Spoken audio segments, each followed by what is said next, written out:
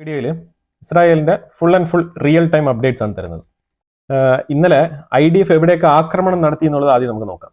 അതിൽ ലെബനാന്റെ ഉള്ളിൽ സദൻ ലെബനാൻ ഭാഗത്ത് ഒരു കാറ്, ആ കാറിൽ ഫ്ലാഗ്, എന്തിന്റെ ഫ്ലാഗ്? ഹെസ്ബുള്ളയുടെ ഫ്ലാഗ്, മഞ്ഞ കളറിന്റെ മറ്റേ ഫ്ലാഗ് വെച്ചുകൊണ്ട് അവർ ഇസ്രായേലിന്റെ ട്രൂപ്പിനെ അപ്രോച്ച് ചെയ്യായിരുന്നു.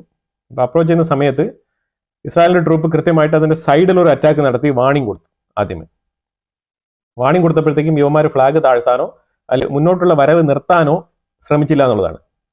കണ്ടിന്യൂസ് ആയിട്ട് കം ഫോർവേഡ് വന്നുകൊണ്ടിരിക്കുകയാണ്. അപ്പോൾ ട്രൂപ്പ് കൃത്യമായിട്ടൊരു ആക്രമണം നടത്തുകയും ചെയ്തു അവിടെ. അതിന്റെ പുറമെ തുരുതുരായി ഒരു കുറെ ആൾക്കാർ റാലി പോലെ വരുന്ന ഒരു സംഭവം, ഒരു പ്രകടനം പോലെയാണ് അവിടെ സംഭവിച്ചത്. ഇതിന്റെ കാരണം എന്താണ്? കാരണം വേറെ ഒന്നുമില്ല, ഇന്നലെ സീസ് ഫയർ ലാസ്റ്റ് ഡേ ആയിരുന്നു. അപ്പൊ ഇന്നലെ ട്രൂപ്പ് പിൻവാങ്ങണം. അപ്പൊ അത് കൃത്യമായിട്ട് ഹെസ്ബുള്ളയുടെ ആൾക്കാർ തന്നെയാണ് ഈ ഒരു പ്രതിരോധം തീർക്കാൻ വേണ്ടി അവിടെ വന്നത്. അങ്ങനെ പ്രതിരോധം തീർക്കാൻ വേണ്ടി വന്നു. ഇസ്രായേൽ തലങ്ങും വിലങ്ങും ആക്രമണം നടത്തി. 22 മരണം. ഇന്നലെ 15ആയിട്ടാണ് റിപ്പോർട്ട് ചെയ്തിരുന്നത്. ഇന്ന് രാവിലെ വാർത്ത വരുന്നിട്ടുണ്ട്, മരണനിരക്ക് 22 ഉയർന്നിട്ടുണ്ട് എന്നുള്ളതാണ് വാർത്തകൾ വന്നുകൊണ്ടിരിക്കുന്നത്. ഇനി എത്ര പേര് ആക്യുറേറ്റ് ആയിട്ട് മരണപ്പെട്ടു എന്നുള്ളത് അറിയത്തില്ല. വാർത്തകൾ ഇങ്ങനെ വന്നുകൊണ്ടിരിക്കുകയാണ്. ഒരുപാട് പേര് ഹോസ്പിറ്റലൈസ്ഡ് ആയിട്ടുണ്ട്. ഇത് വേറെ ഒന്നുമില്ല, സീസ് ഫയർ കൃത്യമായിട്ട് അനൗൺസ്മെന്റ് ചെയ്ത് പ്രഖ്യാപിച്ച് ഇസ്രായേൽ നമ്മൾ പിൻവാങ്ങുന്നു എന്നൊന്നും ഡിക്ലെയർ ചെയ്തിട്ടില്ല. ഇസ്രായേൽ വീണ്ടും എക്സ്റ്റൻഷൻ ചോദിച്ചുകൊണ്ടിരിക്കുകയാണ്. ഈ ഒരു സാഹചര്യത്തിലാണ് ഹിസ്ബുള്ളയുടെ മഞ്ഞ കളർ ഫ്ലാഗും പൊക്കിക്കൊണ്ട് ഇവന്മാർ ആ കാറും എടുത്തുകൊണ്ട് റാലി ആയിട്ട് വന്നത്. മനസ്സിലായോ? അങ്ങനെ വന്നപ്പോഴാണ് ഈ ഒരു ആക്രമണം നടന്നത്. ഇത് നമ്പർ 1. അടുത്ത് വെസ്റ്റ് ബാങ്കിന്റെ ഉള്ളിൽ ജനീൻ ഭാഗത്ത് ഒരു ബോംബ് ഉൽപ്പാദിപ്പിക്കുന്ന ഒരു സ്ഥലം, അത് ടാർഗറ്റ് ചെയ്ത് തന്നെ വെച്ചിരുന്നു. കൃത്യമായിട്ടുള്ള ഒരു എയർ സ്ട്രൈക്കിലൂടെ ആ ഒരു സ്ഥലം ഇസ്രായേൽ ആക്രമിച്ച് അത് നശിപ്പിച്ച് കളഞ്ഞിരിക്കുകയാണ്. ഇനി അവിടെ ബോംബല്ല, ഇനി പോയിട്ട് ചെറിയ ഒരു മാലപ്പടക്കം പോലും അവിടെ ഒന്നും ഉണ്ടാക്കാൻ പറ്റത്തില്ല. ആ രീതിയിൽ തകർത്ത് തരിപ്പണമാക്കി കളഞ്ഞിരിക്കുകയാണ്. ഇതിന് പുറമെ ഇസ്രായേലിന് ഫെബ്രുവരി 18 വരെ ലെബനാന്റെ ഉള്ളിൽ ഇതേപോലത്തെ സീസ് ഫയർ എക്സ്റ്റൻഷൻ നടത്തിയിട്ടുണ്ട്. ഞാൻ ആലോചിക്കുന്നത് എന്ത് മണ്ടത്തരമായിട്ടുള്ള ഒരു സീസ് ഫയറിലാണ് ഈ ഒരു ഹിസ്ബുള്ള സൈൻ ചെയ്തതെന്നാണ്. അപ്പൊ അവർ എത്രമാത്രം ബലഹീനരാണ്, എത്രമാത്രം വീക്ക് ആയതുകൊണ്ടാണ് ഈ ഒരു സീസ് ഫയർ ഡീലിൽ സൈൻ ചെയ്തത്. അതായത് ഇസ്രായേൽ ഡോമിനേറ്റഡ് ആയിട്ട് എനിക്ക് ആക്രമിക്കാനുള്ള റൈറ്റ്സ് ഉണ്ട് എന്ന് പറഞ്ഞുകൊണ്ട്, അതായത് പറയാതെ പറയാണ്, ഞാൻ അറ്റാക്ക് ചെയ്തുകൊണ്ടേ ഇരിക്കും, ഈ സീസ് ഫയർ നിനക്ക് വേണ്ടിയിട്ടാണ്, നീ വേണമെങ്കിൽ നിർത്തിയിട്ട് ഓടിക്കോ എന്നുള്ള നിലയിൽ. അതായത് ലെബനാന്റെ സിറ്റിക്കുള്ളിൽ, ലെബനാന്റെ തലസ്ഥാനമായിട്ടുള്ള ബെയ്റൂത്തിലും അതേപോലുള്ള പല പല സിറ്റികളിലായിട്ട് ഇസ്രായേൽ നടത്തിക്കൊണ്ടിരുന്ന ഒരു ആക്രമണമുണ്ട്. ആ ആക്രമണം എന്ന് പറഞ്ഞാൽ അത് ഇതുവരെ തുടർന്നിരുന്നെങ്കിൽ ലെബനാൻ എന്ന് പറഞ്ഞൊരു സിറ്റി അവിടെ ഇനി കാണില്ലായിരുന്നു. ആ രീതിയിലാണ് ഇസ്രായേൽ അവിടെ കൃത്യമായിട്ടുള്ള ആക്രമണങ്ങൾ നടത്തിക്കൊണ്ടിരുന്നത്. അതിനെ തടയാൻ വേണ്ടി മാത്രമാണ്, ലെബനീസ് സർക്കാരിന്റെ ഒരു പ്രഷർ കൊണ്ട് മാത്രമാണ് ഈ ഒരു സീസ് ഫയർ ഡീൽ സൈൻ ചെയ്ത് ഹിസ്ബുള്ള മാറിപ്പോയതിന്റെ ഒരു കാരണം എന്താണ്? ഇസ്രായേലിന്റെ ട്രൂപ്പിന് മുന്നിൽ ഹിസ്ബുള്ളക്ക് പിടിച്ചു നിൽക്കാൻ പറ്റുന്നില്ല, സ്റ്റഫില്ല, ഒരു തരത്തിലുള്ള സപ്പോർട്ടിംഗ് സർവീസും ഇല്ല. എല്ലാം ഇസ്രായേൽ കൈയും കാലെല്ലാം ഓടിച്ചിട്ടിരിക്കുകയാണ്. അതാണ് അവസ്ഥ. ആ രീതിയിൽ ഇരുന്നത് കൊണ്ടാണ് ഇപ്പൊ സീസ് ഫയർ അല്ല, ഇസ്രായേലിന്റെ കാലിൽ വീണിട്ട് ഹിസ്ബുള്ള ഒഴിഞ്ഞു പോയതാണ് ആണ് സംഭവിച്ചിരിക്കുന്നത്. നമുക്കിപ്പോ ഈ ഒരു സീസ് ഫയറിന്റെ ഒരു പോക്ക് കാണുമ്പോൾ നമുക്ക് അങ്ങനെയാണ് മനസ്സിലാക്കാൻ പറ്റുന്നത്. കാരണം എന്താണ്? ആ സീസ് ഫയറിൽ ഇസ്രായേലിന് മാത്രം ത്രെട്ട് ഉണ്ടെങ്കിൽ അറ്റാക്ക് ചെയ്യാനുള്ള റൈറ്റ്സ് അതിനകത്ത് വെച്ചിട്ടുണ്ട്. പക്ഷേ ഇസ്രായേലിന് ഒരു അറ്റാക്ക് തന്നെയാണ് അങ്ങോട്ട് ചെയ്യുന്നത്. അപ്പൊ അവർക്ക് വേണമെങ്കിൽ ആ സീസ് ഫയർ ഡീലിൽ പറയാം, അതായത് ഇസ്രായേലിന്റെ ഭാഗത്തുള്ള ഭീഷണി വരികയാണെന്നുണ്ടെങ്കിൽ ഹിസ്ബുള്ളയ്ക്കും അറ്റാക്ക് ചെയ്യാനുള്ള ഒരു റൈറ്റ്സ് വേണമെന്ന് അതിനകത്ത് വെക്കാമായിരുന്നല്ലോ, ഡിമാൻഡ് ചെയ്യാമായിരുന്നു. അങ്ങനെ ഡിമാൻഡ് ചെയ്യാൻ പറ്റത്തില്ല, കാരണം അതിനുള്ള നട്ടലില്ല. ഒന്നാമത് ചെയ്യുന്നത് തന്നെ തീവ്രവാദ പ്രവർത്തനം, പിന്നെ എങ്ങനെയാണ് ഇതിനുള്ള ബുദ്ധിയൊക്കെ വരുന്നത്? അപ്പൊ അങ്ങനെ അവിടെ ആ ഒരു പോയിന്റ് ലാപ്സ് ആയതുകൊണ്ടാണ് ഇങ്ങനെ ഇരുന്ന് അടിവേടിച്ച് കൂട്ടിക്കൊണ്ടിരിക്കുന്നത്. ഏതെങ്കിലും ഒരുത്തന്മാര് ഒരു തീവ്രവാദിയോ എന്തോ ആയിക്കോട്ടെ, മറ്റേ കോമൺ സെൻസ് ഒരു ഡോക്യുമെന്റേഷനിൽ വരുമ്പോഴത്തേക്കും ഈ പോയിന്റുകൾ വായിച്ചു നോക്കിയിട്ട് ഇന്ന പോയിന്റിന് ഇന്ന കൗണ്ടർ ഉണ്ട്, ഇന്ന പോയിന്റിന് ഇന്ന കൗണ്ടർ ഉണ്ട്, ഇങ്ങനെ ഒരു പോയിന്റ് ഉണ്ടല്ലോ, ഇതിന് നമ്മുടെ സൈഡിൽ കൗണ്ടർ ഇല്ലല്ലോ, ഇത് എങ്ങനെയാണ് തടയാൻ കഴിയാന്ന് സാമാന്യ ബുദ്ധിയുള്ള എവനെങ്കിലും ചിന്തിക്കത്തില്ലേ? യുവമാരൊക്കെ എന്ത് യുദ്ധം നടത്തുന്നത്, എന്ത് രീതിയിലുള്ള പഠനം പഠിച്ചിട്ടാണ് യുവമാർ യുദ്ധം നടത്തുന്നത്? യുവമാർക്ക് ആകെ അറിയാവുന്ന ഒരു പണി എന്ന് പറഞ്ഞാൽ ഈ മറ്റേ PVC പൈപ്പിൽ റോക്കറ്റ് ഉണ്ടാക്കി മറ്റേ ഉപ്പ് കൊണ്ട് സോഡിയം ക്ലോറൈഡിനെ അമോണിയമായിട്ട് മാറ്റിയിട്ട് അത് വെച്ച് ഫയർ ചെയ്യാനുള്ള ആ റോക്കറ്റ് ടെക്നോളജി മാത്രമാണ് യുവമാർക്ക് ആകെ അറിയാവുന്നത്. അത് ആരോ പഠിപ്പിച്ചു കൊടുത്താണെന്ന് തോന്നുന്നു, എവിടെ നിന്ന് മോട്ടിച്ചോണെന്ന് അറിയത്തില്ല. ഇതാണ് അവന്മാർക്ക് ആകെ അറിയാവുന്ന ഒരു പരിപാടി. പിന്നെ ട്രംപ് ഇന്നലെ പറഞ്ഞല്ലോ, അതായത് ഈ ഒരു പാലസ്തീനെ മാറ്റി പാർപ്പിക്കാന്നുള്ളത്, അതായത് ഈജിപ്തിലോട്ടും ജോർദാനിലോട്ടും പകുതിയായിട്ട്. ഇപ്പോഴാണ് ഇവന്മാരുടെ ഇരട്ടത്താപ്പ് വെളിയിൽ വരുന്നത്. ട്രംപ് ശരിക്കും പറഞ്ഞാൽ പ്രഷറാണ് ഉപയോഗിക്കുന്നത്. ട്രംപിന്റെ ഒരു ടെക്നിക്ക് എന്ന് പറഞ്ഞാൽ ഹൈ പ്രഷർ ഇടുക എന്നുള്ളതാണ്. അപ്പൊ ആ ഒരു പ്രഷറാണ് ട്രംപ് ഇപ്പൊ ഇട്ടത് കൊണ്ട് എന്താണ് മുന്നിൽ വരുന്നത്? അപ്പൊ അതായത് മാറി താമസിക്കാൻ നിങ്ങൾക്ക് ഒരു സ്ഥലം, അവിടെ നിങ്ങൾക്ക് ഈ $1 ബില്യൺ ഇനി ഇവിടെ മുടക്കുന്നതിന്, ഗസയിൽ മുടക്കുന്നതിന് പകരം നിങ്ങൾക്ക് അവിടെ മുടക്കിയിട്ട് ബിൽഡിങ്സ് ഒക്കെ പണിയാം. എന്നാൽ നിങ്ങൾക്ക് അവിടെ പോയി സമാധാനമായിട്ട് നിങ്ങളുടെ കുട്ടികളെയും സ്കൂളിലൊക്കെ വിട്ട് നന്നായിട്ട് പഠിപ്പിച്ച് അവിടെ ഇരുന്നൂടെ? ഈ ജോർദാൻ എന്ന് പറയുമ്പോഴത്തേക്കും ഈ ഒരു ജെറുസലേം ടെമ്പിളിൽ നിന്ന് അത്ര ദൂരമുള്ള സ്ഥലമൊന്നുമല്ല. അതും പോയിട്ട് വെസ്റ്റ് ബാങ്കിന്റെ ഭാഗത്ത് അവിടെ സെറ്റിൽമെന്റ്സ് ഉണ്ട്. ഈ ജോർദാൻ എന്ന് പറയുന്നത് വെസ്റ്റ് ബാങ്കിന്റെ തൊട്ടടുത്ത് ബോർഡർ ഷെയർ ചെയ്യുന്ന ഒരു സ്ഥലം കൂടിയാണ്. ഈജിപ്തും ഇസ്രായേലിന്റെ തൊട്ടടുത്ത് തന്നെ ബോർഡർ ഷെയർ ചെയ്യുന്ന ഒരു രാജ്യമാണ്. അപ്പൊ നിങ്ങൾക്ക് എന്തുകൊണ്ട് അവിടെ മാറി താമസിച്ചൂടാ? ഇപ്പൊ വളരെ വ്യക്തമല്ലേ? ഇപ്പൊ ശരിക്കും പറഞ്ഞാൽ അവർ എക്സ്പോസ്ഡ് ആവില്ലേ ചെയ്യുന്നത്? ശരിക്കും ഇപ്പം ഗസ അഥവാ ഈ പാലസ്തീനികളുടെ ഒരു ഇരട്ടത്താപ്പ് എക്സ്പോസ്ഡ് ആവാണ്. കാരണം നിങ്ങൾക്ക് താമസിക്കാൻ ഒരു സ്ഥലം തരാന്ന് പറഞ്ഞിട്ടും നിങ്ങൾ സ്വസ്ഥമായിട്ട് പോയി താമസിക്കാൻ തയ്യാറല്ല. നിങ്ങൾക്ക് എപ്പോഴും ഇങ്ങനെ ഇരുന്ന് അടിയുണ്ടാക്കിക്കൊണ്ടിരിക്കണം. ഇപ്പോഴും നിങ്ങൾക്ക് മത്സരമാണ്. കാരണം മത്സരിച്ച ഒരു സ്ഥലത്ത് പോലും നിങ്ങൾക്ക് 1 ഇഞ്ച് സ്ഥലം പോലും നേടിയെടുക്കാൻ കഴിഞ്ഞിട്ടില്ല. പിന്നെ നിങ്ങൾ ആർക്ക് വേണ്ടിയിട്ടാണ് ഈ ഒരു യുദ്ധം നടത്തുന്നത്? അപ്പൊ ഇങ്ങനെ ട്രംപ് ഒരു പ്രഷർ ഇട്ട ഉടനെ തന്നെ ഖത്തറിന്റെ പ്രൈം മിനിസ്റ്റർ, ഖത്തറിന്റെ PM അബ്ദുൾ റഹ്മാൻ അൽ താനി പറഞ്ഞിരിക്കുകയാണ്. അതായത് പാലസ്തീനിയൻ 2 സ്റ്റേറ്റ് തന്നെ ആയിരിക്കും ഒരു സൊല്യൂഷൻ. പിന്നെ ഇസ്രായേലിന്റെ സെക്യൂരിറ്റിക്ക് ഞങ്ങൾ ഉറപ്പ് തരാന്ന്. ആര്? ഖത്തർ. അതായത് തീവ്രവാദത്തിന് പൈസ കൊടുക്കരുത് എന്ന് പറഞ്ഞാൽ തന്നെയും ഓൺലൈനിൽ ട്രാൻസ്ഫർ ചെയ്താലല്ലേ എന്തെങ്കിലും കണ്ടുപിടിക്കൂ. ഞങ്ങൾ ചാക്ക് കണക്കിൽ കെട്ടി മറ്റേ ഷിപ്പിലോ ബോട്ടിലോ ഏതെങ്കിലും ആക്കി അവിടെ കൊണ്ട് തട്ടിക്കഴിഞ്ഞാൽ, പാലസ്തീനിൽ കൊണ്ട് തട്ടിക്കഴിഞ്ഞാൽ ആരാണ് അറിയാൻ പോകുന്നത്? ആ രീതിയിൽ ചിന്തിച്ച് പൈസ കൊടുത്ത് തീവ്രവാദം മുന്നോട്ട് വളർത്താൻ വേണ്ടി തന്നെ ഒരു മീഡിയ ചാനലും കൂടെ നടത്തിക്കൊണ്ടിരിക്കുന്ന ഖത്താർ, MB ഐഡിയോളജിയുടെ ഏറ്റവും കഠിനമേറിയ രൂപമായിട്ടുള്ള ഖത്താർ, എത്രമാത്രം MB ഐഡിയോളജിക്കാരെ പ്രോത്സാഹിപ്പിക്കാൻ പറ്റുമോ അത്രത്തോളം പ്രോത്സാഹിപ്പിക്കുകയും മതം അത്രത്തോളം ഊറിക്കിടക്കുന്ന തലച്ചോറുമായിട്ട് ജീവിക്കുന്ന ഖത്താർ. ഈ ഖത്താർ പറയുന്നത് ഇസ്രായേലിനെ സംരക്ഷിക്കാന്ന്. പറ്റുമോ? നടക്കുന്ന കാര്യമല്ല. ഇസ്രായേലിനെ സംരക്ഷിക്കുന്നത് ഹറാമാണ്. ഇങ്ങനെ തന്നെ പറയേണ്ടി വരും. ഒറിജിനൽ മതത്തിന്റെ നിയമപ്രകാരം, ആക്ച്വൽ റിലീജിയൻ പ്രകാരം അത് ഹറാമാണ്. അങ്ങനെ ഇരിക്കുന്ന ഖത്താറിന്റെ സ്റ്റേറ്റ്മെന്റ് വിശ്വസിക്കണം? ഇതൊന്നും ഇസ്രായേൽ മുഖവിലേക്ക് പോലും എടുക്കത്തില്ല എന്നുള്ളതാണ്. രണ്ടാമത്തേത് PA പാലസ്തീനിയൻ അതോറിറ്റിയുടെ അബ്ബാസ് വന്നിരിക്കുകയാണ്. മുഹമ്മദ് അബ്ബാസ് പറഞ്ഞത് അത് നടക്കുന്ന കാര്യമല്ല. ഞങ്ങളുടെ ജനങ്ങളെ അവിടെ നിന്ന് എടുത്ത് മാറ്റിക്കൊണ്ട് പോകാൻ നിങ്ങൾ വിചാരിക്കേണ്ട. താങ്കൾ ആദ്യം മനസ്സിലാക്കേണ്ട കാര്യം 48 ഇരുന്ന പോലെയോ 62 ഇരുന്ന പോലെയോ ആ ഒരു സ്റ്റേറ്റസ് കോയിലാണോ ഈ ഒരു സ്റ്റേറ്റ് ഉള്ളത്? നിങ്ങൾ ഇങ്ങനെ പറഞ്ഞ് ആ ജനങ്ങളെ പറ്റിച്ച് ആ ജനങ്ങൾക്കൊരു പുരോഗതി ഉണ്ടാകാതെ അവരെ ഇതേ രീതിയിൽ ഈ മതം തിന്ന് ജീവിക്കുന്ന ഒരു ജീവികളായിട്ട് മാത്രം കണ്ടുകൊണ്ട് നിങ്ങൾ സ്വയമേ നന്നാകുന്നത്. ഈ മുഹമ്മദ് അബ്ബാസ് ഇനി എത്ര കാലം ജീവിക്കും? ഒരു 5-10 വർഷം ജീവിക്കുമോ? അത് കഴിഞ്ഞാൽ ഇവനൊക്കെ പോവും. പിന്നെ ഈ പാലസ്തീനിയൻ അതോറിറ്റിയൊക്കെ ആരാണ് നയിക്കാൻ പോകുന്നത്? ഇവനൊക്കെ ഏതെങ്കിലും ബോധവും വെളിവും എന്തെങ്കിലും ഉണ്ടാ തലയ്ക്കകത്ത്? ഈ കൊച്ചു പയ്യന്മാരെ ഇങ്ങനെ ഈ തക്ബീറും ചൊല്ലി ഇതിനകത്ത് പിടിച്ചിങ്ങനെ ഇട്ടോണ്ട് ഒരു പേരുമാർ എഴുതി വെച്ചിട്ടുണ്ട്, ഹമാസ് എന്നൊക്കെ പറഞ്ഞുകൊണ്ട്. ഒരു തേങ്ങാപ്പിണ്ണാക്കം ചെയ്യാനില്ല. ഇവന്മാരൊക്കെ എവിടെ എത്താൻ പോകുന്നില്ല എന്നുള്ളതാണ്. ലോകം എത്രമാത്രം മുന്നോട്ട് സഞ്ചരിക്കുന്നുണ്ട്, എത്ര ടെക്നോളജികൾ. ഇന്ന് തന്നെ നമ്മൾ ഉപയോഗിച്ചുകൊണ്ടിരിക്കുന്ന ഫോണിൽ 2 ഓപ്പറേറ്റിംഗ് സിസ്റ്റമാണ് ഉള്ളത്, ആൻഡ്രോയിഡ്, iOS. ഇത് തന്നെ കൺട്രോൾ ചെയ്യുന്നത് അമേരിക്കയാണ്. ഇവന്മാരുടെ കയ്യിൽ ഏതെങ്കിലും ഒരു മൊബൈൽ ഉണ്ടെങ്കിൽ ഇതൊക്കെ ചെക്ക് ചെയ്യാനും ഇതൊക്കെ ട്രാക്ക് ചെയ്യാനും എത്ര എളുപ്പമാണ്. ആരുടെയാണ്? അമേരിക്ക ഓൺ ചെയ്യുന്നതാണ്. ഇതിന്റെയൊക്കെ പുറകിൽ പോയി ചെക്ക് ചെയ്ത് കഴിഞ്ഞാൽ ഏതെങ്കിലും ജൂവിന്റെ കയ്യിലായിരിക്കും പോയി എത്തുന്നത്. എനിവേ, ഇതൊക്കെ ഇവർക്ക് ചിന്തിക്കാനുള്ള കപ്പാസിറ്റി ഒന്നുമില്ല. ഇവന്മാരുടെ അടുത്ത് പറഞ്ഞിട്ട് കാര്യമില്ല. അപ്പൊ അതുകൊണ്ട് തന്നെ ഞാൻ ഈ മതം കൊണ്ട് ഏവനെങ്കിലും, ഏത് മതമായാലും, അത് ഹിന്ദു ആയിക്കോട്ടെ, ക്രിസ്ത്യൻ ആയിക്കോട്ടെ, മുസൽമാൻ ആയിക്കോട്ടെ, ഏത് മതമായാലും മതം കൊണ്ട് ഒരുത്തൻ തീവ്രവാദം ഉണ്ടാക്കുന്നെങ്കിൽ അവനെ പോലത്തെ വിഡ്ഢി ഈ ലോകത്ത് വേറെ ഒരുത്തൻ ഉണ്ടാവില്ല എന്നുള്ളതാണ്. ആ രീതിയിലാണ് എനിക്ക് ഇവന്മാരെ കുറിച്ച് പറയാനുള്ളത്. അപ്പൊ അതുകൊണ്ട് ട്രംപിന്റെ പ്രഷർ നല്ല രീതിയിൽ ഏറ്റിട്ടുണ്ട്. അപ്പൊ ട്രംപിനെ ഇന്ന് രാവിലെ അമേരിക്കൻ അറബ് മുസ്ലിംസിന്റെ നേതാവായിട്ടുള്ള ഒരാൾ പോയി കണ്ടിട്ടുണ്ട്. നിങ്ങൾ ട്രംപിന് വോട്ട് ചെയ്തത് പാലസ്തീനികളെ സപ്പോർട്ട് ചെയ്യും എന്നുള്ള നിലയിലാണ്. ഇത് ശരിക്കും പറഞ്ഞാൽ ഒരു തിരിച്ചടിയായി പോയി. നിങ്ങൾ ഇങ്ങനെ നിലപാടെടുക്കാൻ പാടില്ല എന്നുള്ള ഇതിൽ ട്രംപിന്റെ കാല് പിടിക്കാൻ പോയിട്ടുണ്ട്. ട്രംപ് പറഞ്ഞത് നിങ്ങളുടെ ജനങ്ങൾക്ക് നല്ലത് വരുന്ന തീരുമാനമല്ലേ ഞാൻ എടുത്തത്. നിങ്ങൾക്ക് നല്ലത്, നിങ്ങളുടെ ജനങ്ങൾക്ക് നല്ലത്, നിങ്ങളുടെ മക്കൾക്ക് നല്ലത്. ഇനിയും അവിടെ കിടന്ന് അടി കൂടി ചാവണ്ട, നിങ്ങൾ സ്വസ്ഥമായിട്ട് പോയി ജീവിക്കും എന്ന് പറഞ്ഞിട്ടല്ലേ ഞാൻ നിങ്ങൾക്ക് ജീവിത മാർഗമല്ലേ ഉണ്ടാക്കി തരുന്നത്. പിന്നെ എന്തുകൊണ്ടാണ് നിങ്ങൾ ഇതിനെ തടയുന്നത് എന്ന് ചോദിക്കുമ്പോഴത്തേക്കാണ് മനസ്സിലാക്കാൻ പറ്റുന്നത് എന്താണ് ഇരട്ടത്താപ്പ്. അവന്മാർക്ക് ഈ ജീവിതമല്ല വേണ്ടത്, അവന്മാർക്ക് മതം മതി. അവിടെ കിടന്ന് യഹൂദനെ ഒരുത്തനെങ്കിലും കൊന്നു ഇവർക്ക് സ്വർഗത്തിൽ പോകണം. കാരണം ഡയറക്റ്റ് ജന്നത്ത് അതാണ് ഉദ്ദേശിക്കുന്നത്. അതിനുള്ള അവസരം ട്രംപ് ഇങ്ങനെ തട്ടിപ്പറിച്ചു കഴിഞ്ഞാൽ എങ്ങനെയാണ് ശരിയാവുന്നത്? ട്രംപ് ചെയ്തത് മഹാവിഡ്ഢിത്തരമാണ്.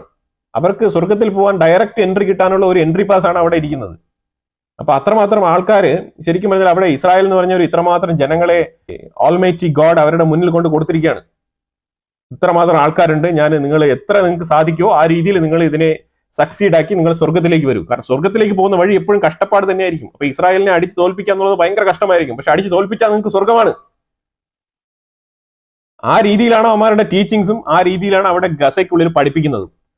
ഇതിനെ ചൊല്ലി പാട്ടുകളൊക്കെ ഉണ്ട് അവിടെ. പാലസ്തീന്റെ ഉള്ളിൽ ഇതുപോലത്തെ പാട്ടുകൾ, യഹൂദ വിരോധം പടർത്തുന്ന രീതിയിലുള്ള പാട്ടുകളൊക്കെ ഉണ്ട് അവിടെ, സ്ലോഗൻസ്. നിങ്ങൾ ആലോചിച്ചിട്ടുണ്ടോ? നമ്മുടെ നാട്ടിൽ ഏതെങ്കിലും ഒരു കൊച്ചു ചെറുക്കന്മാര് ഇങ്ങനെ തലയ്ക്കകത്ത് ഇങ്ങനെ ഒരു സോഫ്റ്റ്വെയർ ഇട്ടുകൊണ്ട് പോയിട്ട് ഒരു ഇസ്രായേലി, ഞാനൊരു വീഡിയോ കാണുമ്പോഴത്തേക്കും ഒരു 2 ഇസ്രായേലി പട്ടാളക്കാർ നിൽക്കുകയാണ്. അതിന്റെ മുന്നിൽ ഒരു സോഫ കിടപ്പുണ്ട്. ഈ ഒരു പാലസ്തീനിയൻ ചെറുക്കന്മാർ, ശരിക്കും പറഞ്ഞാൽ ഒരു 10-12 വയസ്സ് കാണും, ചെറിയ ചെറുക്കന്മാർ, അമ്മാർ പോയ സോഫയിൽ ഇരിക്കുകയാണ്. ഒരു ഇസ്രായേലി പടൻ വന്നിട്ട്, ഒരു ഇസ്രായേലി സോൾജർ വന്നിട്ട്, പട്ടാളക്കാരൻ വന്നിട്ട് അവന്റെ തോളിൽ തട്ടിയിട്ട് നീ വീട്ടിൽ പൊയ്ക്കോ എന്ന് പറയാണ്, നീ ഇവിടെ ഇരിക്കണ്ട, നീ പൊയ്ക്കോ എന്ന് പറയുന്നു.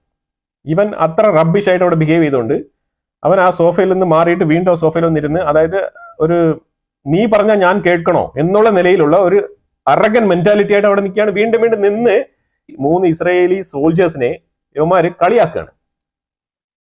അവന്റെ കൈയിരിക്കുന്നത് എടുത്ത് ഒറ്റെണ്ണം പൊട്ടിച്ച ഇവന്റെ കഥ കഴിഞ്ഞില്ലേ? ഇതുപോലെ ചെറിയ പ്രായത്തിൽ തന്നെ ഇത്ര റബ്ബിഷ് ആയിട്ടുള്ള ബിഹേവിയർ പഠിപ്പിക്കുന്ന ഒരു സ്ഥലമായിട്ട് മാറിയിരിക്കുകയാണ് ഗസ, പാലസ്തീൻ. ഇതിവിടെ വീട്ടിലിരുന്ന് ബിരിയാണി കഴിച്ചുകൊണ്ടിരിക്കുന്ന മലയാളി ഹമാസിന് ഇത് അറിയത്തില്ല. അറിഞ്ഞാലും ഇനി അറിഞ്ഞില്ല എന്ന് നടിക്കും. അതാണ് ഇവരുടെയൊക്കെ സ്വഭാവം. ഇവരുടെയൊക്കെ പുസ്തകങ്ങളിൽ എന്താണ് എഴുതിയിരിക്കുന്നത് ഇവന്മാരൊക്കെ അറിയാത്ത ആൾക്കാരാണ്. ഈ ഓരോരുത്തരും ഇതിനു വേണ്ടിയിട്ട് ഘോര സപ്പോർട്ട് ചെയ്യുന്ന ഓരോരുത്തർക്കും അറിയാം അവരുടെ പുസ്തകത്തിൽ എന്താണ് എഴുതിയിരിക്കുന്നുള്ളതും അത് വ്യക്തമായിട്ട് അറിയാവുന്നതാണ്. ഇവന്മാരും അതേപോലത്തെ മണ്ടന്മാരും തീവ്രവാദികളും ആയതുകൊണ്ടാണ് ഇവന്മാർ ഇങ്ങനെ ഒറ്റ ബുദ്ധിയിൽ ചിന്തിച്ചിങ്ങനെ നിൽക്കുന്നത്. ഇവന്മാരുടെ കാഴ്ചപ്പാടിൽ ഒറ്റ മതമേ ഉള്ളൂ ലോകത്ത്, വേറെ മതമേ ഇല്ല. ലോകത്ത് എത്രമാത്രം മതങ്ങളുണ്ട്, ഇതൊക്കെ നിങ്ങൾ ആദ്യം പോയി വായിച്ച് പഠിക്കാൻ നോക്കും. എല്ലാ മതക്കാരും അവരുടെ ദൈവമാണ്, അവർ പറയുന്നതാണ് ശരി എന്നുള്ള രീതിയിൽ നിലപാടെടുത്തു കഴിഞ്ഞാൽ എന്തായിരിക്കും ഇവിടുത്തെ അവസ്ഥ? ഏതെങ്കിലും ഒരു മൊമെന്റ് ഇത് ചിന്തിച്ചിട്ടുണ്ടോ? നിങ്ങൾ വിശ്വസിക്കുന്നത് മാത്രമാണ് ശരി, അതാണ് സത്യസന്ധമായ ഒരു ഓൾമൈറ്റി ഗോഡ്, അയാൾ പറയുന്നതേ ഇവിടെ കാര്യങ്ങളെല്ലാം നടക്കുന്നുള്ളൂ എന്നുള്ളതാണ്. നിങ്ങൾ ഒന്നും പറഞ്ഞിട്ട് കാര്യമില്ല. എന്നാ കേട്ടോ, ഇനിയിപ്പോ 2000 പൗണ്ട് 2000 LB ബോംബ് ഇസ്രായേലിന് കൊടുക്കാൻ വേണ്ടിയിട്ട്, അതായത് ബൈഡൻ നിരോധിച്ചു വെച്ചിരുന്ന ആ ഒരു ഓർഡർ ട്രംപ് പാസ്സാക്കിയിരിക്കുകയാണ്. ഇസ്രായേലിന് ഇനി വിത്തൗട്ട് എനി റെസ്ട്രിക്ഷൻസ് 2000 പൗണ്ട് വരെയുള്ള ബോംബ് ഇനി അമേരിക്ക സപ്ലൈ ചെയ്യും. ഈ ഒരു പേപ്പർ കട്ടിംഗ് മലയാളത്തിൽ ഇന്ന് രാവിലെ പബ്ലിഷ് ചെയ്തതാണ്. നമ്മുടെ ന്യൂസ്, നമ്മുടെ കേരളത്തിലെ മാധ്യമം പബ്ലിഷ് ചെയ്തതാണിത്. അതായത് 2000 പൗണ്ട് ബോംബ് റിലീസ് ചെയ്തതിന്റെ സങ്കടമാണ് ഇവിടെ കാണുന്നത്. റെഡ് കളർ ബാക്ക്ഗ്രൗണ്ടിൽ വൈറ്റ് കളർ ലെറ്റർ. കാരണം റെഡ് എന്ന് പറഞ്ഞാൽ വേവ് ലെങ്ത് കൂടിയ കളറാണല്ലോ, അപ്പൊ പെട്ടെന്ന് മനസ്സിലാവണം. അതുകൊണ്ട് ഇമാതിരിയുള്ള ഗിമിക്കുകളൊക്കെ ഇറക്കിക്കൊണ്ട് ഇവന്മാർ കുറെ നാളുകൊണ്ടേ നടക്കുന്നുണ്ട്. ഇടോ നീ കേട്ടോ, 2000 പൗണ്ട് ഹെവി വെയിറ്റ് ഉള്ള ബോംബുകൾ ഇസ്രായേലിന് അമേരിക്ക കൊടുക്കുന്നെങ്കിൽ ഇത്രയും നാളും ബൈഡൻ തടഞ്ഞു വെച്ചിരുന്നില്ലേ? എന്നിട്ട് ഇസ്രായേൽ അവിടെ ബോംബിംഗ് നടത്തിയില്ലേ? നീ ഈ ബോംബ് എവിടെ നിന്ന് പോയെന്നാ വിചാരിക്കുന്നത്? എടാ, ഈ ബോംബ് മൊത്തം പോയത് ഇന്ത്യയിൽ നിന്നാണ്. ഇന്ത്യയിൽ കൃത്യമായിട്ട് മാനുഫാക്ചറിങ് ചെയ്ത അൺമാൻഡ് ഏരിയൽ വെഹിക്കിൾ ഉൾപ്പെടെ ഇസ്രായേലിന്റെ ഹൈടെക് ടെക്നോളജി ഉപയോഗിച്ചുകൊണ്ട് ഇന്ത്യക്കുള്ളിൽ ഒരുപാട് ഡിഫൻസ് മാനുഫാക്ചറിങ് സ്ഥാപനങ്ങൾ ഇത് ഉൽപ്പാദിപ്പിച്ച് ഇസ്രായേലിന് കൊണ്ട് കൊടുക്കുന്നുണ്ട്. ഇത് ചെന്നൈ പോർട്ടിൽ നിന്നാണ് പോകുന്നത്. ചെന്നൈ പോർട്ടിൽ നിന്ന് ആഫ്രിക്ക ഉൾപ്പെടെ ചുറ്റി കറങ്ങി കൃത്യമായിട്ട് ഹൈഫ പോർട്ടിൽ കൊണ്ട് എത്തിക്കാറുണ്ട്. ഇത് ഞാൻ എന്തുകൊണ്ടാണ് പറയുന്നുണ്ടല്ലേ, ഇത് റെഡ് സീല് നിങ്ങളുടെ ഹൂത്തികളുടെ കയ്യിലോ ഇറാന്റെ ചബഹാർ പോർട്ടിന്റെ ഭാഗത്തോ അവിടെ ഒന്നും അല്ല നമ്മൾ കൊണ്ടുപോകുന്നത്. ഇത് നമ്മൾ കൃത്യമായിട്ട് ചെന്നൈയിൽ നിന്ന് എടുത്ത് വളരെ സൂപ്പറായിട്ട് ആഫ്രിക്കയൊക്കെ കറങ്ങി നീറ്റായിട്ട് കൊണ്ട് നമ്മൾ അതിനനുസരിച്ച് പ്ലാൻ ചെയ്തു, നമ്മൾ കൊണ്ട് എത്തിച്ചു. ഇന്ത്യയാണ് കൊടുത്തത്. നീ വേണമെങ്കിൽ നിങ്ങളുടെ ചങ്ങാതിമാര് പാലസ്തീനിലുണ്ടെങ്കിൽ വിളിച്ചു ചോദിക്കും. നിങ്ങൾക്ക് അറിയാവുന്ന ഹമാസിന്റെ ബ്രാഞ്ച് ഉണ്ടാവുമല്ലോ അവിടെ നിങ്ങൾ ഹമാസ് ബ്രാഞ്ച് നിങ്ങൾ ഗസയിൽ വിളിച്ചെന്ന് അന്വേഷിക്കും. അവിടെ വീണ് പൊട്ടിക്കിടക്കുന്ന ബോംബിന്റെ അവിടെ മെയ്ഡ് ഇൻ ഇന്ത്യ എന്ന് എഴുതിയിട്ടുണ്ടോ? മെയ്ഡ് ഇൻ ഇന്ത്യ എന്ന് എഴുതിയിട്ടുണ്ടാവും. ഇന്ത്യയുടെ നിലപാട് വളരെ വ്യക്തമാണ്. ഇന്ത്യ കൊടുത്ത ബോംബാണ് അവിടെ പൊട്ടിയത്. നമ്മൾ കൊടുക്കും. ഇസ്രായേലിന്റെ മാനുഫാക്ചറിങ്, ഇസ്രായേൽ നമ്മളെ കാർഗിൽ യുദ്ധത്തിൽ കൃത്യമായിട്ട് സഹായിച്ച നാടാണ് ഇസ്രായേൽ. ഒരുപാട് കാര്യങ്ങളിൽ സഹായിച്ചിട്ടുണ്ട്. ബോംബെ അറ്റാക്കിൽ സഹായിച്ചിട്ടുണ്ട്. അതുകൊണ്ട് നമ്മൾ ബോംബ് കൊടുക്കും. ഇമാതിരിയുള്ള തീവ്രവാദ പ്രവർത്തനം ഈ ഒരു പാകിസ്ഥാന്റെ ഉള്ളിൽ നിന്ന് കശ്മീരിന്റെ ഉള്ളിലേക്ക് എത്ര നാൾ കൊണ്ട് നിങ്ങൾ കയറ്റി അയച്ചുകൊണ്ടിരിക്കുന്നു? ഇതിനെക്കുറിച്ച് എവനെങ്കിലും ഒരു ദണ്ണമുണ്ടോ? നിങ്ങൾ ആരെങ്കിലും മിണ്ടാറുണ്ടോ ഇതിനെക്കുറിച്ച്? ശരിക്കും പറഞ്ഞു കഴിഞ്ഞാൽ നിങ്ങൾ ഇന്ത്യക്കുള്ളിൽ അല്ലെങ്കിൽ കേരളത്തിന്റെ ഉള്ളിൽ എങ്ങനെയാണ് ഒരു പാകിസ്ഥാൻ രൂപീകരിക്കാം എന്നുള്ള രീതിയിൽ ചിന്തിച്ചുകൊണ്ട് research and development R&D work ചെയ്തുകൊണ്ടിരിക്കുന്ന ആൾക്കാരാണ് നിങ്ങൾ. അമേരിക്ക കൊടുത്തിട്ട് വേണ്ട ഇസ്രായേൽ പൊട്ടിക്കാൻ. ഇസ്രായേൽ ഇതേപോലെ 2000 LB കപ്പാസിറ്റി ഉള്ള ബോംബ് ഇന്ത്യയിൽ നിന്ന് ഉണ്ടാക്കി അവിടെ എക്സ്പോർട്ട് ചെയ്ത് അവിടെ ലെബനാനിൽ കൊണ്ടിട്ടുണ്ടായിരുന്നു. നിങ്ങൾക്ക് ഇത് അറിയത്തില്ലെങ്കിൽ നിങ്ങൾ പോയി വായിച്ചു നോക്ക്. പോയി വായിച്ച് മനസ്സിലാക്കി ഒറ്റ അടിയിൽ ഒരു ബിൽഡിംഗ് ഒക്കെ തകർത്തിട്ട ബോംബൊക്കെ എവിടെ നിന്ന് കൊണ്ടിട്ടതെന്ന്. ഇന്ത്യയുടെ ഡിഫൻസ് എക്സ്പോർട്ടിങ്ങിന്റെ റിപ്പോർട്ടൊക്കെ വല്ലപ്പോഴും എടുത്ത് വായിച്ചു നോക്ക്. എത്ര കോടി രൂപയ്ക്കാണ് ഇന്ത്യ ഡിഫൻസ് എക്സ്പോർട്ട് ചെയ്യുന്നത്? എമ്യൂണിഷൻസും പടക്കോപ്പുകളും ഈ വെടിക്കോപ്പുകളെല്ലാം എത്ര രൂപയ്ക്കാണ് ഈ ഇന്ത്യൻ ഗവൺമെന്റ് എക്സ്പോർട്ട് ചെയ്യുന്നത് എന്നുള്ളതിന്റെ ഒരു ഡേറ്റ പോയി വായിച്ചു നോക്ക്. അപ്പൊ മനസ്സിലാവും. അതായത് ദൈവത്തിന് സ്വയം രക്ഷിക്കാൻ കഴിയുന്നില്ല. അവർക്ക് ഈ വക പോരാളികളെ കൊണ്ട് മാത്രമേ ദൈവത്തിന് നിലനിൽപ്പുള്ളൂ. വല്ലാത്തൊരു ദൈവമായി പോയി. ദൈവത്തിന്റെ കാര്യം നോക്കാൻ അറിയാം. അയാളുടെ കാര്യം നോക്കിക്കോളും. നിങ്ങൾ നിങ്ങളുടെ മക്കളെയും കുട്ടികളെയും നോക്കി എവിടെയെങ്കിലും ജോർദാനിൽ ഈജിപ്തിൽ പോയി ജീവിച്ച് രക്ഷപ്പെടാൻ നോക്ക്. അല്ലാതെ മറ്റേ തീവ്രവാദം നടത്താനുള്ള ആൾക്കാർ അവിടെ ഗസയിൽ കിടന്നോ, അവിടെ കിടന്ന് അടികൊണ്ട് ചാവാം. കാരണം ഇപ്പൊ 2000 LB ബോംബ് വരുന്നുണ്ട്. ഈ സീസ് ഫയർ ഡീൽ കഴിഞ്ഞാൽ ഈ ഒരു ബന്ദികളെയൊക്കെ മോചിപ്പിച്ച് കഴിഞ്ഞാൽ സീസ് ഫയർ മുന്നോട്ട് കൊണ്ടുപോകണം എന്നുള്ളത് ഹമാസിന്റെ അതിയായ ആഗ്രഹമാണ്. കാല് പിടിച്ചെങ്കിലും അവന്മാർ മുന്നോട്ട് കൊണ്ടുപോകും. ആ രീതിയിലാണ് നടക്കുന്നത് കാര്യങ്ങൾ. ഇത് എങ്ങനെയും സീസ് ഫയർ മുന്നോട്ട് കൊണ്ടുപോകണം. അതിലൂടെ ഗാസയെ റീകൺസ്ട്രക്ഷൻ ചെയ്യണം, റീബിൽഡ് ചെയ്യണം. ഗസയ്ക്കുള്ളിൽ അവസാനമായിട്ട് ഈ ഹമാസിന്റെ ഒരു ഭരണകൂടം എങ്ങനെയും സ്ഥാപിക്കണം. അതാണ് അവരുടെ ഇപ്പോഴത്തെ ലക്ഷ്യം. വേറെ ഒന്നും. ജോർദാന്റെ കിങ് അബ്ദുള്ള ട്രംപുമായിട്ട് സംസാരിച്ചപ്പം സമ്മതിച്ചതാണ് ഇവരെ എത്ര ആൾക്കാരെ വേണമെങ്കിലും ജോർദാൻ എടുത്തോളാന്ന് പറഞ്ഞിട്ട്. പക്ഷെ അവിടുത്തെ ഫോറിൻ മിനിസ്റ്റർ ഉൾപ്പെടെയുള്ള ചില അവിടുത്തെ പാലസ്തീനികളായിട്ടുള്ള ആൾക്കാരുണ്ട്. ഈ ജോർദാനിലുള്ളതിൽ പകുതി മുക്കാലും പാലസ്തീനികളാണ്. പണ്ട് യുദ്ധം വന്ന സമയത്ത് തന്നെ അവിടെ ചേക്കേറിയിരിക്കുകയാണ്. ഈ പലരും അവിടെ പാലസ്തീനികളായിട്ട് പോയിട്ട് അവിടുത്തെ പാസ്പോർട്ട് അവിടെ തന്നെ പാസ്പോർട്ടൊക്കെ മേടിച്ച് ജോർദാനിയായിട്ട് മാറിയിരിക്കുന്ന പാലസ്തീനികളുടെ എണ്ണം ഒരുപാട് കൂടുതലാണ്. ഈ ജോർദാന്റെ ഫോറിൻ മിനിസ്റ്റർ പറഞ്ഞിരിക്കുകയാണ്, Jordan is only for Jordanians, Palestine is only for Palestinians എന്ന്. ഇങ്ങനെയാണ് അയാളുടെ സ്റ്റേറ്റ്മെന്റ്. ഇതെല്ലാവർക്കും അറിയാം, പക്ഷെ നീ കാണുന്നില്ലേ അടികൊണ്ട് ചാവുന്നത്, പിന്നെ ഇരവാദമൊക്കെ മുഴക്കുന്നത് ഇയാളൊന്നും കാണുന്നില്ല എന്ന് തോന്നുന്നു. അതായത് നിങ്ങൾ എത്ര പേര് ചത്താലും അവിടെ കിടന്ന് ചത്തോ, എനിക്കൊരു കുഴപ്പമില്ല എന്നുള്ള രീതി ഇഗ്നോർ ചെയ്യുന്ന ഒരു നിലപാടാണ് ഈ ഒരു ഫോറിൻ മിനിസ്റ്റർ എടുത്തത്. അങ്ങനെ എനിക്ക് പറയാൻ പറ്റുള്ളൂ. ഡിഫൻസ് മിനിസ്റ്റർ, ഇസ്രായേലിന്റെ ഡിഫൻസ് മിനിസ്റ്റർ ഇസ്രായേൽ കട്സ് എന്നാണ് അയാളുടെ പേര്. ഇസ്രായേൽ കട്സ് 3 പേരെടുത്ത് സീരിയസ് ആയിട്ടുള്ള ഇന്റർവ്യൂ നടത്തിക്കൊണ്ടിരിക്കുകയാണ്. 3 senior officers, major general Amir Baram, major general Tamir Yadai, major general Eyal Zamir. ഈ 3 പേരും വളരെ സീനിയർ മുതിർന്ന ഉദ്യോഗസ്ഥരാണ്. ഇവരുമായിട്ട് ഇന്റർവ്യൂ നടത്തിക്കൊണ്ടിരിക്കുകയാണ്. ഇതിൽ ഒരാള് IDF-ന്റെ തലപ്പത്ത് വരും. കഴിഞ്ഞ IDF-ന്റെ ചീഫ് റിസൈൻ ചെയ്തല്ലോ, എർസെ ഹലവി. അപ്പൊ എർസെ ഹലവിയുടെ പൊസിഷനിലേക്ക് ഇപ്പോൾ ആളിനെ ഹയർ ചെയ്തുകൊണ്ടിരിക്കുകയാണ്. അപ്പൊ തീവ്രമായ ഇന്റർവ്യൂകളും കാര്യങ്ങളും നടന്നുകൊണ്ടിരിക്കുകയാണ്. വൈകാതെ തന്നെ വിത്തിൻ 1 or 2 days ഒരാൾ ആ തലപ്പത്ത് വന്നിരിക്കുന്നതായിരിക്കും. അർബൽ യഹൂദ് എന്ന് പറഞ്ഞ ഒരു സിവിലിയനെ റിലീസ് ചെയ്യണമായിരുന്നല്ലോ മിനിഞ്ഞാന്ന്, വിട്ടില്ല. അപ്പൊ അതുകൊണ്ട് ഹമാസ് എങ്ങനെ എൻജോയ് ചെയ്ത് നമ്മൾ വിട്ടില്ല എന്ന് പറഞ്ഞുകൊണ്ടിരുന്നതാണ്. പറഞ്ഞ വാക്കായിരിക്കണം. ഒരു സീസ്ഫെയർ ഡീല് എഴുതി ഒപ്പിട്ട് കൊടുത്തിട്ടുണ്ട്. ഇത് തമാശയല്ല. ഇസ്രായേൽ കൃത്യമായിട്ടുള്ള സ്ട്രാറ്റജി ഉപയോഗിച്ച് എന്ത് ചെയ്ത് ഈ ഗാസ സ്ട്രിപ്പിലൂടെ കയറി വന്ന് ഈ നോർത്ത് ഗാസ ഭാഗത്ത് എൻ്റർ ചെയ്യാൻ വേണ്ടിയിട്ട് വന്ന അത്രയും ജനങ്ങളെയും അവിടെ വെച്ച് സ്റ്റോപ്പ് ചെയ്ത്. ഇന്നലെ രാത്രി മൊത്തം എല്ലാവരും അവിടെ തറയിലാണ് കിടന്നുറങ്ങിയത്. ടെന്റുമില്ല, ഒന്നുമില്ല. കോച്ചിന്റെ തണുപ്പ്. എന്ത് ചെയ്യണം? ആ ഒരു ക്രൗഡ് ഇമേജ് ആണ് ഞാൻ കാണിക്കുന്നത്. ആ സ്പോട്ടിൽ തന്നെ അവിടെ തന്നെ കിടന്നുറങ്ങിക്കുമെന്ന് പറഞ്ഞു. ഒരുത്തനകത്ത് കയറ്റിയില്ല. അതാണ് ഇസ്രായേൽ. യുവമാരുടെ നാടകം, ഡ്രാമ, ഇതെല്ലാം ഇസ്രായേലിന് കൃത്യമായിട്ട് അറിയാം. ഇതെല്ലാം പഠിച്ചിട്ടാണ് ഇരിക്കുന്നത്. അതുകൊണ്ട് അപ്പം തന്നെ ഗേറ്റും പൂട്ടി നീ വെളിയിൽ തന്നെ കിടന്നെന്ന് പറഞ്ഞു. 10,000-കണക്കിന് ജനം ഇന്നലെ ഗേറ്റിന്റെ വെളിയിൽ, ആ ഗാസ സ്ട്രിപ്പിൽ, കടൽ തീരത്ത് അവിടെയാണ് കിടന്നത്. മുട്ടൻ തണുപ്പ്. ഒന്ന് ആലോചിച്ച് നോക്ക്. നീയൊക്കെ പറഞ്ഞ വാക്ക് പാലിക്കാൻ നോക്ക്, അല്ലെങ്കിൽ ഇതുപോലുള്ള കാര്യങ്ങളൊക്കെ സംഭവിക്കും. എന്നിട്ട് ഇന്നലെ രായ്ക്ക് രാമായണം ഹമാസ് ചർച്ച നടത്തുന്നത് ഖത്തറിനെ വിളിച്ചിട്ട്.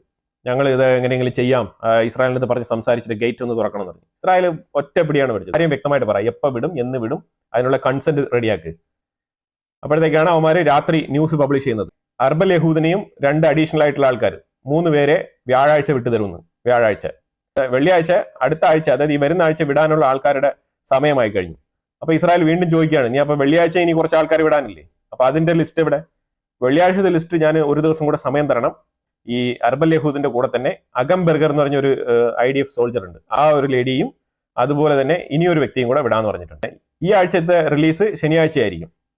ശനിയാഴ്ച 3 പേരെയും കൂടെ വിടും. ഈ ശനിയാഴ്ച 3 പേരെ വിടുന്നതിൽ ഒരു അമേരിക്കൻ സിറ്റിസനെയും കൂടെ വിടാൻ സാധ്യതയുണ്ട് എന്നാണ് പറയപ്പെടുന്നത്. പക്ഷെ ഇതുവരെ കൺഫേം ആയിട്ടില്ല.